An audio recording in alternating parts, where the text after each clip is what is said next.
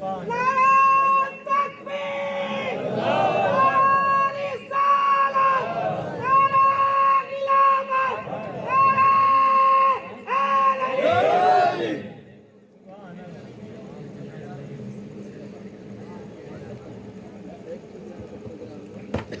بسم اللہ الرحمن الرحیم رب اشرح لی صدری ویسر لی امری واحلل عقدۃ من لسانی یفقہوا قولی مولایا صلی وسلم دائما ابدا علی حبیبک خیر الخلق کلہم منزہ عن شریک فی محاسنہ فجوہر الحسن فیہ غیر منقسم رب صلی وسلم دائما ابدا علی حبیبک خیر الخلق کلہم قال اللہ تبارک و تعالی فی الکلام المجید والفرقان الحمید الف لام را کتاب انزلناہ الیک لتخرج الناس من الظلمات الى النور آمنت باللہ صدق اللہ مولانا العظیم وصدق رسولہ النبی الکریم الامین ونحن على ذلك لمن الشاہدین والشاکرین والحمد للہ رب العالمین ان اللہ وملائکتہ یصلون علی النبی یا ایہا الذین آمنوا صلوا علیہ وسلموا تسلیما اللہم صلی علی سیدنا و مولانا محمد وعلی آل سیدنا و مولانا محمد وبارک وسلم وصلوا علیہ الصلاة والسلام علیکہ یا سیدی یا رسول اللہ وعلی آلک و اصحابک یا سیدی یا حبیب اللہ الصلاة والسلام علیکہ یا خاتم النبیین وعلی آلک و اصحابک یا سیدی یا رحمت للعالمین احباب ذی وقار، اللہ تبارک و تعالیٰ کا کروڑا فضل، اس کی رحمت، اس کی توفیق سے آج ہم سب اس سرزمین پر رسول اللہ صلی اللہ علیہ وبارک وسلم کے ذکر خیر کی مجلس میں شریک ہے۔ خالق کائنات ہم سب کی حاضری کو اپنی بلند بارگاہ میں قبول و منظور فرمائے۔ الحمدللہ میزبان محفل ان بچوں نے، نوجوانوں نے بڑا ہی پیارا اہتمام فرمایا۔ اللہ رب العزت ان کے اہتمام کو اپنی بلند بارگاہ میں قبول و منظور فرمائے۔ بھائی محمد خالد نواز راہی صاحب نے حکم فرمایا، آپ کے حکم کی تعمیل کرتے ہوئے چند ایک منٹ حاضری آپ حضرات کے سامنے ہوگی۔ اسی دعا کے ساتھ مالک کریم ہم سب کو مقصد میلاد سمجھنے کی توفیق عطا فرمائے۔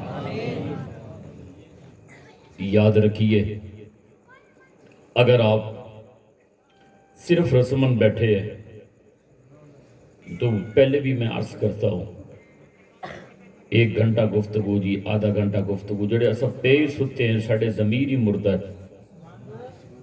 اس طرح کی اگر ہم گفتگو کریں، پوری زندگی کرتے رہے تو کوئی فائدہ نہیں ہے۔ اگر آپ عمل کے جذبے کے ساتھ تشریف فرما ہے تو پھر یاد رکھیے، عمل کے لیے ایک ہی جملہ کافی ہوتا ہے۔ یہ صرف ذوق کے ساتھ بیٹھے، شوق کے ساتھ بیٹھے، مجھے اس چیز کا احساس ہے کہ آپ احباب جو ہے وہ نماز مغرب کے بعد سے یہاں پر تشریف فرما ہے، لیکن میں کوشش کروں گا مختصر سے وقت کے اندر، ایک فرمائش بھی ہوئی ہے، کوشش کریں گے اگر اس کے لیے ٹائم ہوا تو میں وہ بھی جناب کے سامنے عرض کرتا ہوں۔ آج ضرورت اس امر کی ہے کہ ہمارا رابطہ حضور کے ساتھ بڑا ہی کمزور ہو گیا ہے۔ رابطہ حضور کے ساتھ مضبوط ہونا چاہیے، اور حضور کے ساتھ رابطہ مضبوط کیسے ہوگا سنی تیرا؟ تب ہوگا جب حضور کے اوپر اتری ہوئی قرآن مجید کے ساتھ ہمارا رابطہ مضبوط ہوگا۔ میں 2-4 منٹ مختصر سے وقت میں اس بات کے اوپر، یہ بھی مجھے حکم ہوا کہ شروع میں آپ کی بات بیان فرمائے، میں اسی بات سے ہی اپنی گفتگو کا آغاز کرتا ہوں۔ یہ جو میلاد والے آقا کریم صلی اللہ علیہ وبارک وسلم کی ذات والا صفات کے اوپر جو اتری ہوئی کتاب قرآن مجید ہے، ہمارا اس کے ساتھ اس طرح کا رشتہ عقیدتوں کا نہیں ہے جس طرح ہونا چاہیے۔ میں آپ حضرات کی خاص توجہ چاہوں گا، کوشش کروں گا میں اپنے ٹائم کو مقصد بناؤں، اس میں کوئی لطیفہ، کوئی ہنسانے کی بات قطعاً نہ کرو، تھوڑے سا اصلاحی پہلو اس کے اندر ہونا چاہیے۔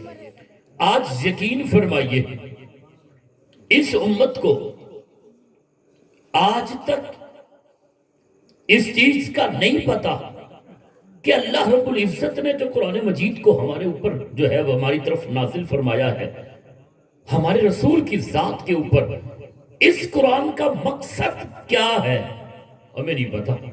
آپ کی توجہ چاہتا ہوں میں تھوڑا سا، کیا مقصد ہے قرآن کا؟ یہی مقصد ہے کہ یہ قرآن کو الماری میں رکھو تے ہر ویلے چمی چٹی رکھو، یہ قرآن کا مقصد ہے؟ او بھائیو، یہ مقصد نہیں ہے قرآن کا۔ آپ احباب یہ سمجھتے ہیں کہ قرآن مجید کو اللہ رب العزت نے اس لیے نازل کیا ہے اسائید ناظرہ ختم کیتی رکھو، ایک کوئی مقصد کوئی نہیں ناظرہ پڑھنا۔ آپ تمام احباب اس وقت 100 ختم قرآن مجید کے کر لے، تھوڑی آواز کھولیں، آپ 100 ختم کر لے، لیکن صرف ثواب ملے گا، تیری زندگی تبدیل نہیں ہوئی۔ کیا اللہ رب العزت نے قرآن مجید کو اس لیے نازل کیا ہے اے بندے تو اس کا حفظ کر؟ یہ مقصد ہرگز قرآن کا نہیں ہے۔ 1,24,000 کم و بیش صحابہ اکرام علیہم رضوان گزرے ہیں، مگر حافظ کتنے تھے؟ 200، 250، 300 حافظ قرآن تھے صحابہ میں سے۔ اب تعداد کتنی تھی؟ 1,00,000۔ اے نوجوان تھوڑا توجہ فرمائے میری باتوں پہ، کل صحابہ ہن کتنے؟ 1,00,000، بولو کچھ نہیں ہوتا تھا خود جناب، 24,000۔ کیا مطلب؟ 1,25,000 صحابہ، مگر حافظ 250، 200، 300 یہ حافظ تھے، باقی حافظ نہیں تھے۔ تو اس کا مطلب یہ ہوا کہ قرآن مجید کے نازل ہونے کا مقصد کوئی حفظ بھی نہیں ہے۔ تو پھر مقصد کیا ہے؟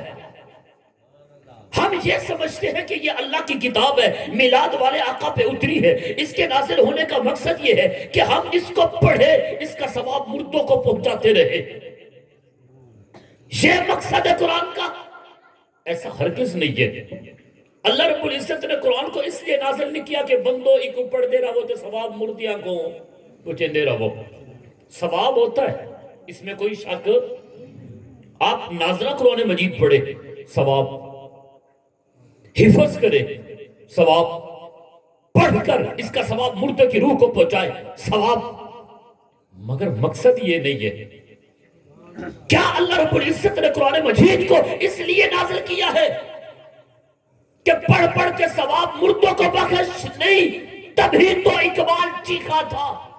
علامہ اقبال کہتے ہیں ببندے صوفی و ملا اسیری حیات از حکمت قرآن گیری بآیاتش اذکار جزئی نیست کہ یاسین از او اصحاب میری۔ اقبال کہتے ہیں او میری ملت کے صوفی اور ملا اور درویش، تجھے کیا ہو گیا ہے کہ تم نے قرآن مجید کا مقصد سمجھا ہی نہیں؟ آج اگر کسی بندے کا بابا بیمار ہو، آخری سانس چل رہی ہو، روح اٹک جائے، حافظ صاحب کو بلاؤ، بابے کے اوپر قرآن مجید سورۃ یاسین پڑھے، ابے کی روح نکلے۔ اقبال کہتے ہیں اس میں کوئی شک نہیں، قرآن پڑھو تو روح آسانی سے نکلتی ہے، مگر قرآن کوئی مارنے تو نہیں آیا۔ توجہ فرمائے، ایک مارن والی کتاب ہے، چند حفاظ کرام کو بٹھا کر آپ ختم کرے، بندہ مر جائے۔ او اللہ کے بندے، یہ مارنے والی کتاب نہیں ہے، یہ تو مرے ہوں کو زندہ کرنے والی کتاب ہے۔ مقصد حضرت جی تو صاحب کو پریشان کر دیتے، قرآن مجید کا مقصد ناظرہ نہیں، حفظ نہیں، عالم نہیں، مفتی نہیں، پڑھ کر ثواب مردوں کو پہنچانا وہ بھی مقصد نہیں۔ ہم اپنی بیٹی کی رخصتی قرآن کے سائے میں کرتے ہیں کہ نہیں کرتے؟ جب بیٹی کی رخصتی ہوتی ہے، کیا اللہ رب العزت نے قرآن مجید کو اس لیے نازل کیا ہے کہ اس کے سائے کے نیچے آپ بیٹی کو رخصت کرے؟ ہرگز یہ مقصد نہیں ہے۔ یہ الگ بات ہے جس بیٹی کو قرآن کے سائے میں رخصت کر رہی ہے اس بیٹی کو قرآن آتا نہیں ہے۔ توجہ فرمایا، اس بیٹی کو قرآن آتا نہیں ہے۔ کیا اس لیے قرآن نازل ہوا کہ جھوٹیاں قسماں جاؤ؟ نہیں۔ تو پھر مقصد کیا ہے؟ اسی کی طرف میں آپ حضرات کی توجہ دلانا چاہتا ہوں۔ یہ تو آپ نے بڑا ہمیں پریشان کر دیا ہے۔ قرآن مجید دے نازل ہونے کا اے مقصد نہیں میں ایک باری وال پچھوں ناظرہ کرو، یہ چیزیں ثواب کا باعث ہے، مقصد نہیں۔ حفظ کرے، ناظرہ پڑھے، اس کا ثواب مردوں کی روح کو پہنچائے، بیٹی کو اس کے سائے میں رخصت کرے، یہ مقصد نہیں۔ تو پھر قرآن آیا کیوں ہے؟ آئیے قرآن مجید سے پوچھتے ہیں، اے اللہ کی کتاب تو ہماری طرف آئی کیوں ہے؟ کیا مقصد ہے تیرا؟ اللہ رب العزت قرآن مجید میں ارشاد فرماتا ہے، کیا خوبصورت انداز ہے۔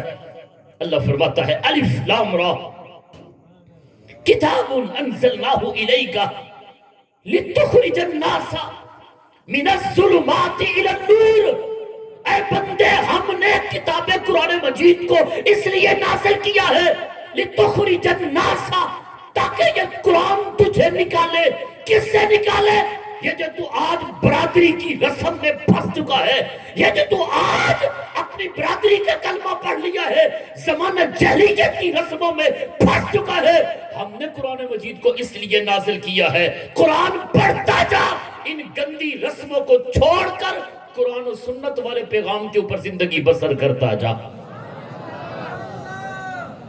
یہ جو کتاب ہے قرآن مجید ہے نا کاکا، اے زندیاں کی کتاب ہے، اے تیرے میرے واسطے ہے، یہ تجھے مجھے تبدیل کرنے آئی ہے۔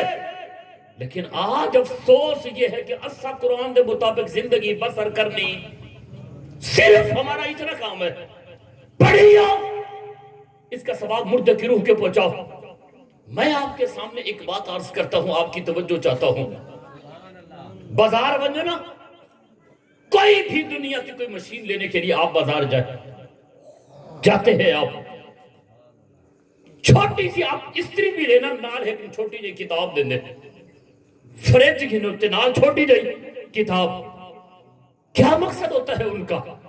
مقصد یہ ہوتا ہے ایک کتاب تک نہ دیتی ہے، یہ مشین دے چلاون دا تاکو پتا نہیں، اس کتاب کو پڑھتے جاؤ، مشین چلاتے جاؤ۔ توجہ فرمائے، اس کو بند کیسے کرنا ہے، اس کو کھولنا کیسے ہے، کون سی چیز ہے جو اس کے لیے نقصان دہ ہے؟ نعرہ تکبیر، نعرہ رسالت، پیر سید عبدالرزاق شاہ صاحب گیلانی۔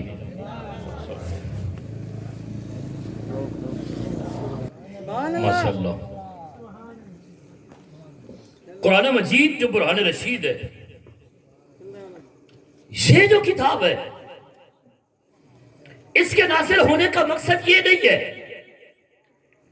ناظرہ کرے، حفظ کرے، عالم مفتی بنے، قسمہ چاویندیاں نہیں۔ قرآن مجید کے نازل ہونے کا مقصد یہ ہے کہ اے بندے تو قرآن پڑھتا جا اور قرآن کے مطابق اپنی زندگی گزارتا جا۔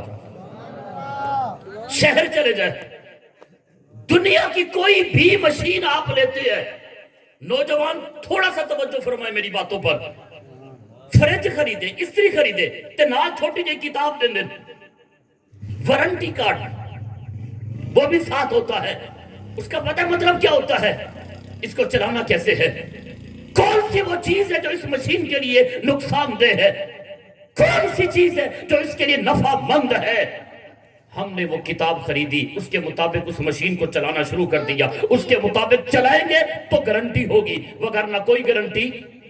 اب آپ توجہ فرمائیں، سر سے لے کر پاؤں تک اللہ رب العزت نے یہ مشین بنائی ہے، کائنات میں ایسی کوئی مشین ہے تو دکھاؤ مجھے، کوئی ایسا کاریگر جس نے اس طرح کی مشین بنائی ہو۔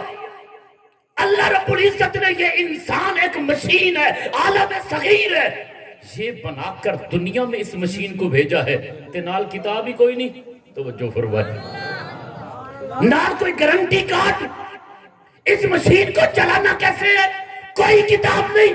اللہ فرماتا ہے بندے تو اپنی زندگی کی طرف توجہ کر.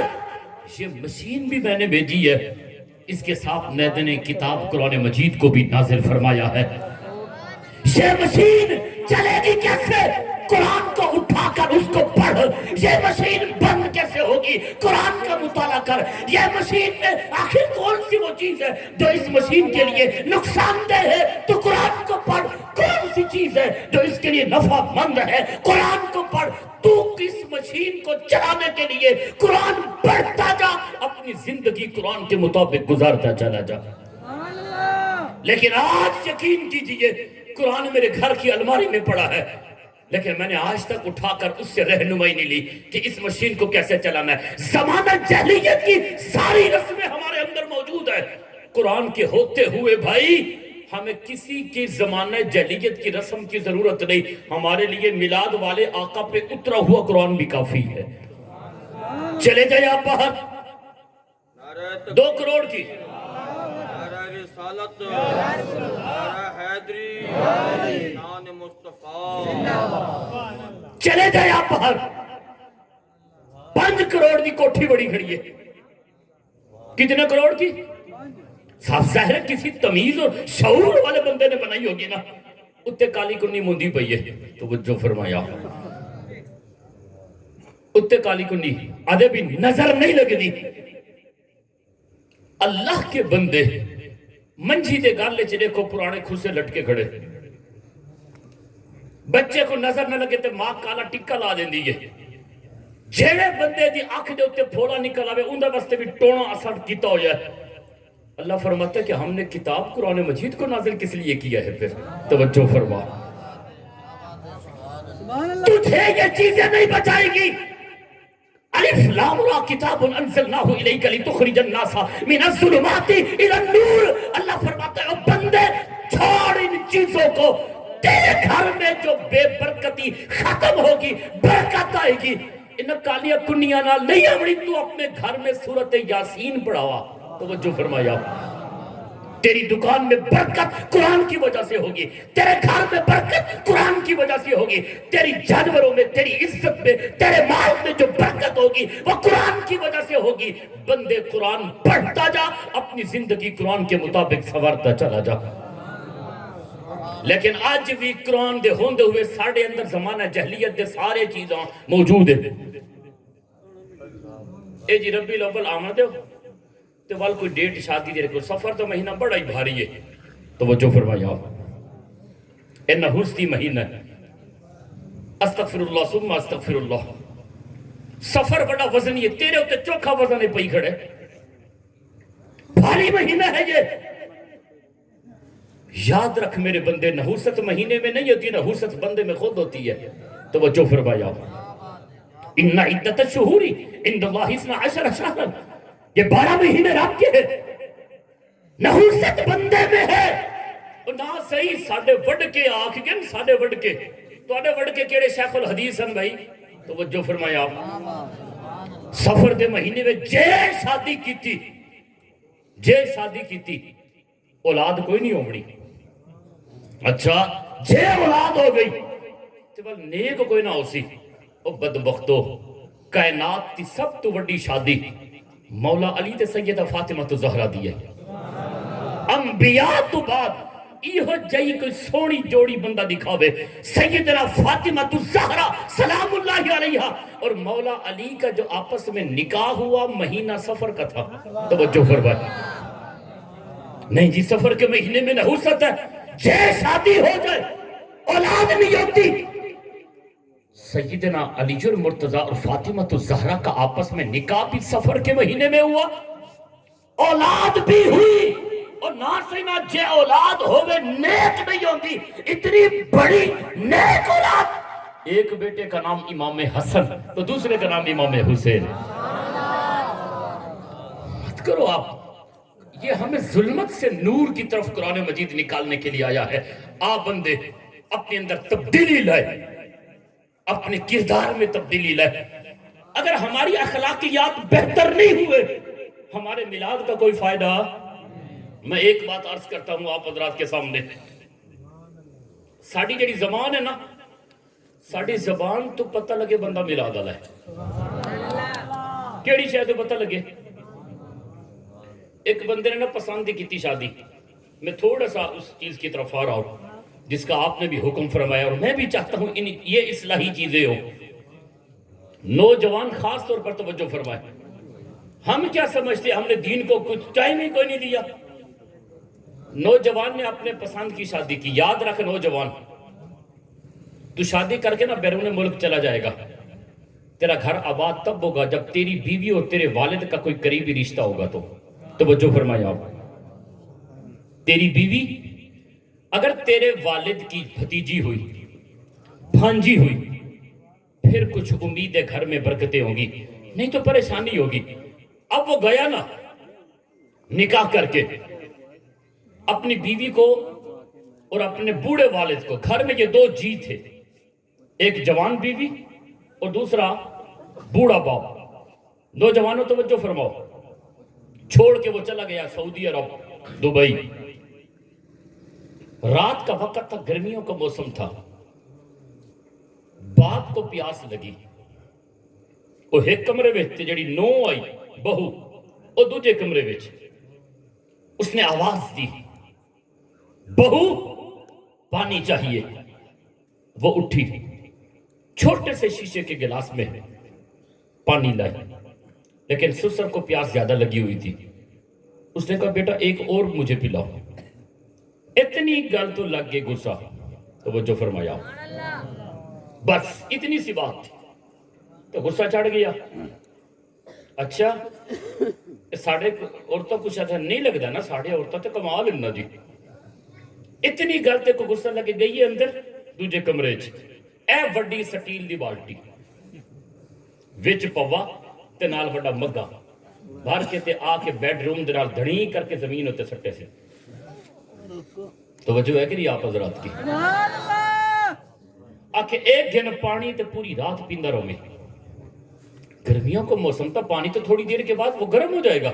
ان دو بعد گئی ہے نا تے دروازے کو مارے سی دھکا دیں گی، بند کرے دی تے بند کے اپنے بیڈ روم میں سم گئی. باپ کو بڑے طبیعت پہ ناگوار گزری یہ بات. بیٹا واپس آیا. توجہ فرمانا. اس نے بیٹے کو بٹھایا، کہا بیٹا یوں کرو، تھوڑا اپنی گھر والی کو ادب و آداب سکھاؤ.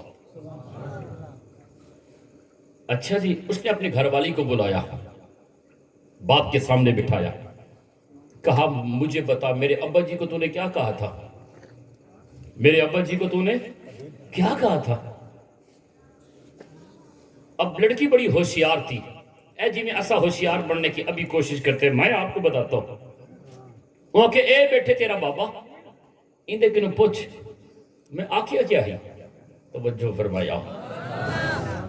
میں نے کہا کیا ہے؟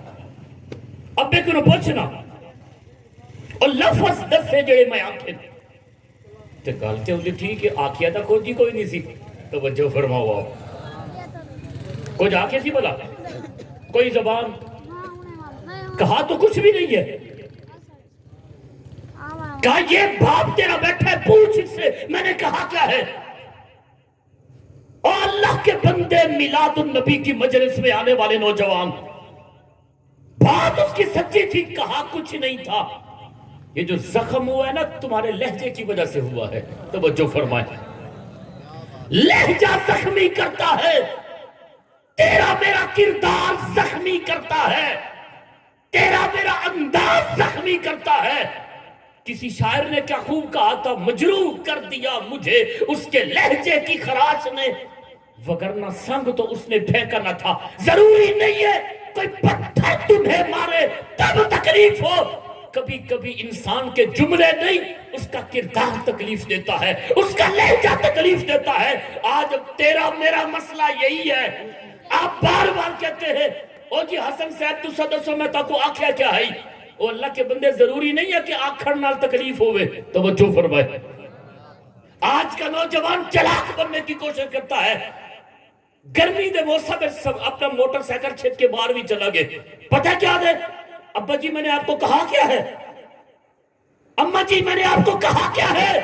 اللہ کے بندے تو نے کچھ نہیں کہا، تیرا لہجہ زخمی کر گیا ہے. باپ کی چیخ نکلی, کہا بیٹا تیری بیوی نے مجھے واقعی کچھ نہیں کہا, اگر کچھ کہتی تو اتنی تکلیف نہ ہوتی جتنی لہجے کی وجہ سے تکلیف ہوئی ہے. آپ اپنے کردار کے ذریعے کسی کو تکلیف مت دے. امام اعظم ابو حنیفہ کے پاس ایک بندہ آ گیا. نوجوانوں توجہ فرماؤ, بندہ آیا, آ کر چیخ پڑا. سفید داڑھی والا بابا تھا. حضرت جی میرے لیے دعا کرے رب مجھے موت عطا کر دے. کیا عطا کر دے؟ مر جاؤں میں. آپ نے فرمایا تیرا کیا مطلب ہے؟ کہنے لگا موت کی تمنا اس لیے کرتا ہوں, آج اچانک ہی میری طبیعت خراب ہوئی, میرا کپڑوں میں پخانہ نکل گیا, میرے بیٹے نے صفائی کی لیکن مجھے بڑی تکلیف ہوئی. اگر بوڑھے باپ کا پخانہ بیٹا صاف نہیں کرے گا تو کون کرے گا؟ بوڑھی ابا کا پیشاب اگر بیٹی صاف نہیں کرے گی تو کون کرے گا؟ امام اعظم فرمانے لگے یہ تو بڑی خوشی کی بات ہے کہ تیرا پخانہ اتنا آج کون کرتا ہے بیٹا؟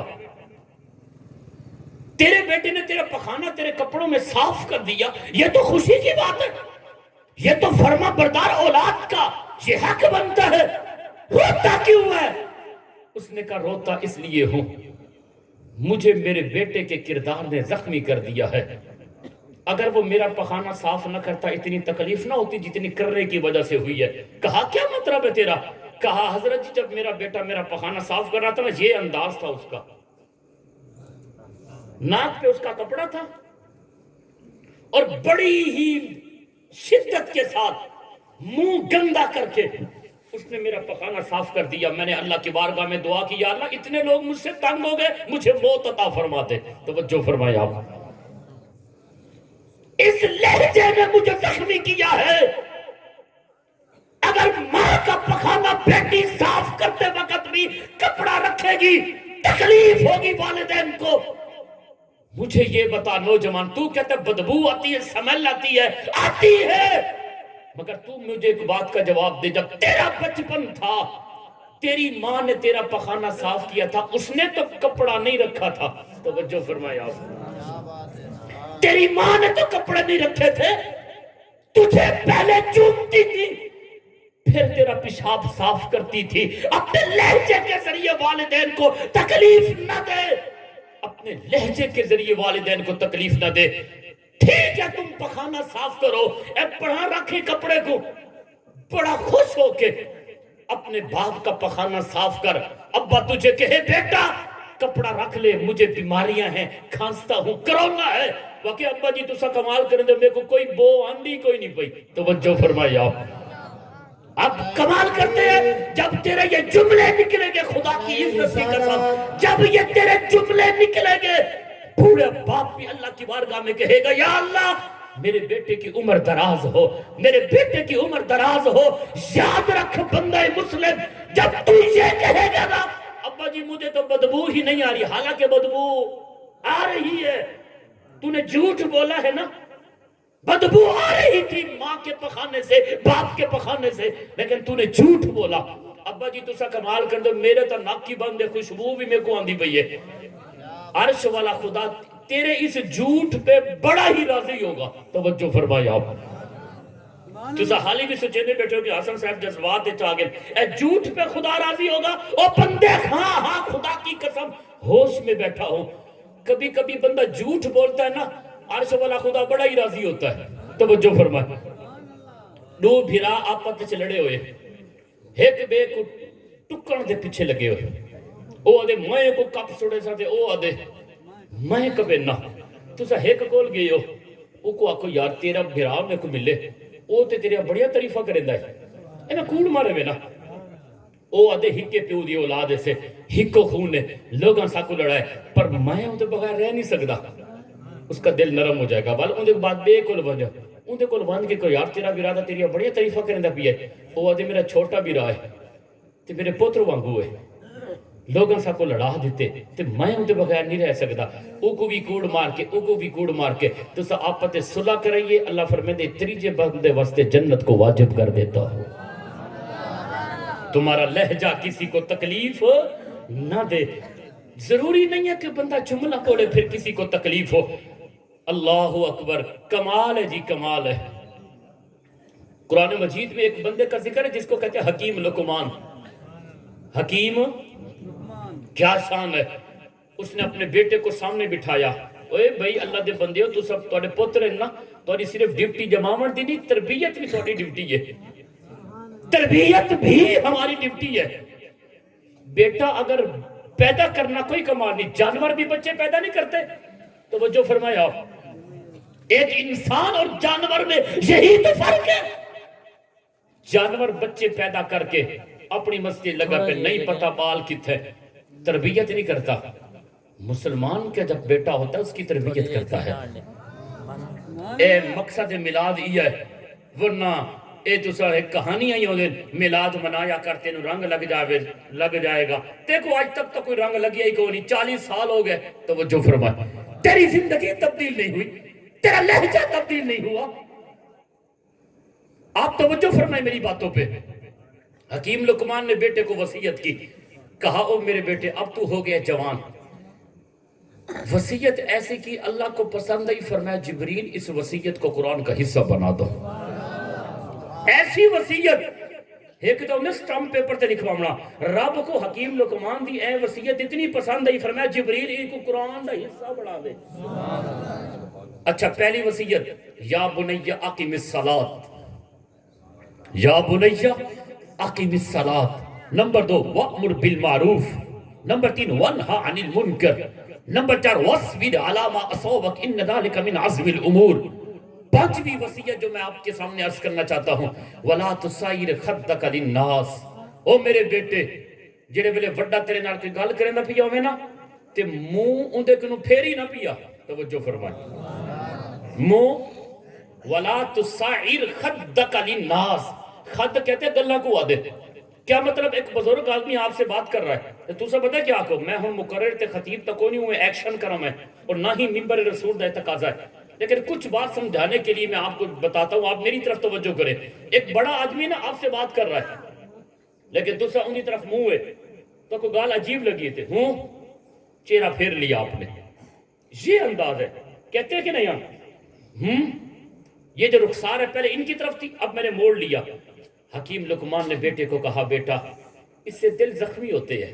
توجہ فرمائے, جب تو کسی کی طرف سے اپنا چہرہ پھیرے گا نا, اللہ ان لوگوں کی قبروں پر کروڑوں رحمتوں کا نزول فرمائے. جو تربیت کر گئے, ایسی تربیت اولاد کی ہے, قیامت تک منبر و محراب پر ان وصیتوں کا ذکر ہوتا رہے گا.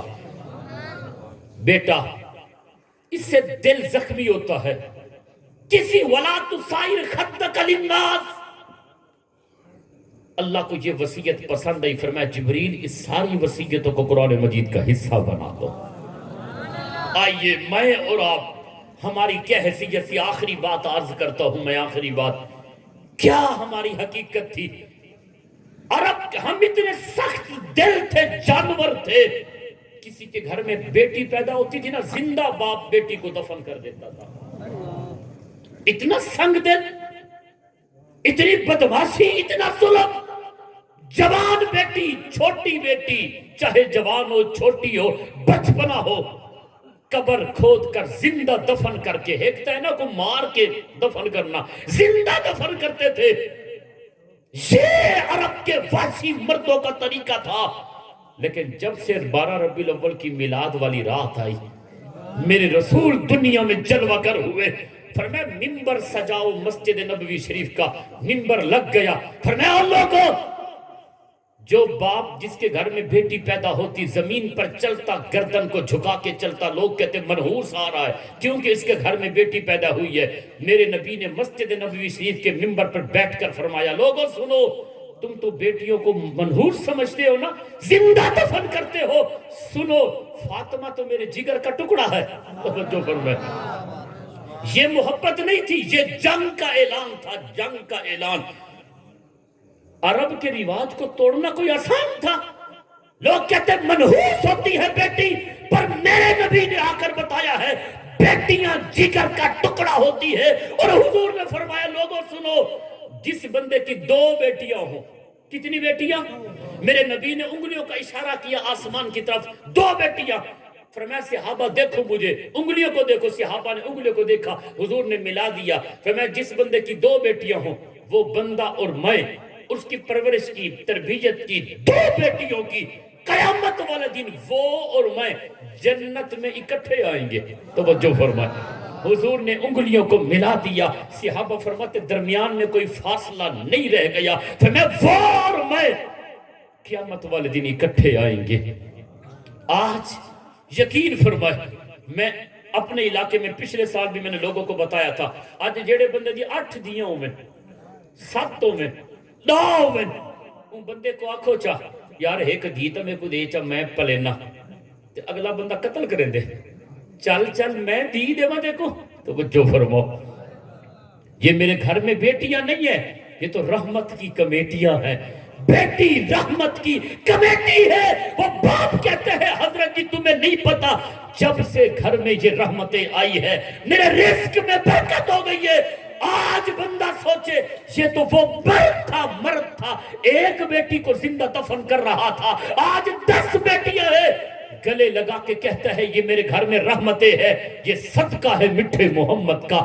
جب تک بھگے نہ تھے کوئی پوچھتا نہ تھا، تم نے خرید کر مجھے انمول کر دیا ہے۔ اسلام نے بیٹیوں کو وہ عزت دی، وہ عزت دی۔ جب بیٹی کی رخصتی ہو جاتی ہے نا، رخصت ہو کر پیکے میں دیے ساورے، بیٹی جس گھر میں 20 سال رہی ہے ہن ان دی شادی ہو گئی ہے، اپنے گھر بیٹھی ہے، ساورے پلنگ تے آرام نال بیٹھی ہے۔ اللہ فرماتا ہے جبرائیل، فرمایا جی مالک، فرمایا اس کے نام اعمال میں نیکیاں لکھو نا۔ تو بچو فرمایا کیا لکھو بلا؟ اے جڑی پلنگ تے آرام سکون نال بیٹھی ہے تے سیپ بیٹھی کڑیندی ہے، فرمایا اندر نیکیاں لکھو۔ اے اللہ، نماز تو پڑھ دی کوئی نہیں پئی، نیکیاں کس بات کی؟ توجہ فرماؤ۔ اللہ فرماتا ایک کوئی گھاٹ نیکی ہے، 20 سال جڑے گھارے چ رہیے ابے کو چھوڑے سی۔ توجہ فرماؤ۔ آج کوئی نوجوان 2 راتیں کسی جگہ اور لگا کے دکھائے، اللہ کی عزت کی قسم، میں اب بھی جب گھر جاتا ہوں نا، گھر جاتے اب جاتے ہی فوراں پوچھتے ابا کدے گئے، ابو جو نہیں کیتے، امی کتے گئی ہے، وہ پوچھتے ہیں پہ خیر ہو گئے، کام تے کوئی نہیں۔ توجہ فرمائے، کیونکہ ویڑا ان لوگوں سے خوبصورت لگتا ہے۔ یہ چہرے جب نظروں سے اوجھل ہو جاتے ہیں نا تو بندے کی زندگی اجیرن ہو جاتی ہے۔ نوجوانوں قدر کرو، یہ چہرے چھپ جائیں گے، پھر تو گلیوں میں روتا پھرے گا، یہ چہرے کبھی سامنے نہیں آئیں گے۔ 3 چیزیں انسان کو زندگی میں ایک بار ملتی ہیں، دوبارہ نہیں ملتی۔ حسن ایک بار ملتا ہے، دوبارہ نہیں ملتا۔ جوانی ایک بار ملتی ہے، دوبارہ نہیں ملتی۔ والدین ایک بار ملتے ہیں، دوبارہ۔ اچھا جبریل نیکیاں لکھو۔ مالک کیوں نیکیاں لکھے؟ پھر میں اس نے ابے کو چھوڑا، اماں کو چھوڑا، بھائی کو چھوڑا، 20 سال جس گھر میں تربیت حاصل کی، پرورش کی، یہ تھوڑی نیکی ہے گھر کو چھوڑ کر ایک غیر مرد کے پاس آئی ہے ہمارے حکم پر عمل کرتے ہوئے۔ لہٰذا جب